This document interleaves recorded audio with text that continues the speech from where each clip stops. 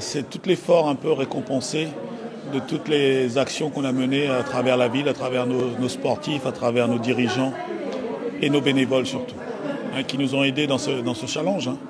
Et donc tout ça, ça nous a donné une espèce de rayonnement autour de tous les sportifs et toutes les associations.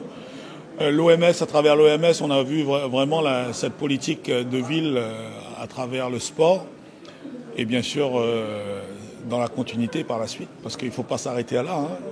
Le but, c'est de continuer justement à exploiter tout ça. Châteaubriand est une ville de 12 000 habitants. Nous, l'OMS, on a 40 clubs licenciés, enfin, qui sont membres de l'OMS. Et on a 4 500 à 5 000 licenciés tous les ans. Le challenge a boosté le club. Le challenge a permis à certains petits clubs de prendre de l'ampleur.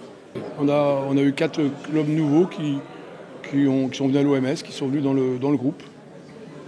C'est intéressant.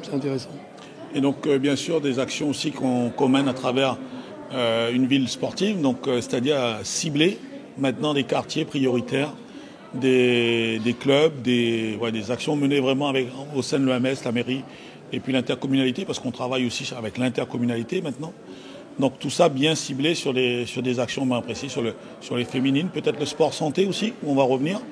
Hein, donc ça c'est important, il ne faut pas oublier non plus nos aînés qui, voilà, force de l'âge, il faut quand même les apprendre aussi à s'occuper de leur corps un peu.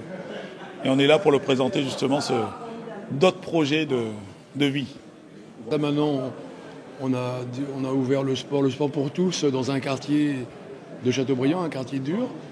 Et c'est un avantage, les gens commencent à croire au sport dans un quartier qui était difficile.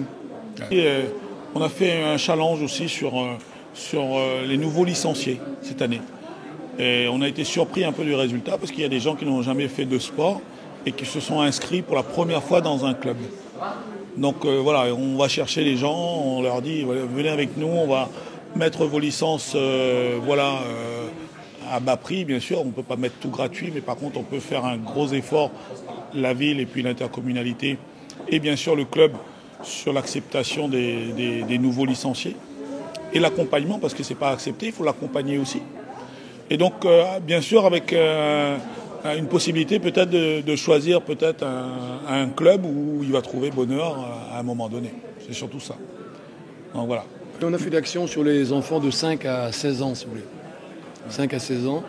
Et on a quand même eu 180 jeunes nouveaux licenciés grâce à cette action, alors qu'on en espérait la moitié, 80, 90. Et 180, ça nous a un peu surpris. Donc il y a des actions à faire. Et grâce à ce challenge qui nous a très intéressés, et certainement que nous allons y participer pour gagner. Oui. Dans 2 ans.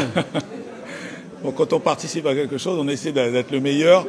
Et le meilleur, nous, on a été gâtés pendant 4 ans d'avoir cette distinction ô combien méritée, parce qu'on sait derrière, il y a un travail qui a été fait avec la ville et qu'il ne faut pas se le cacher. On avait notre priorité, c'était sur le sport. Et on l'a vu, voilà.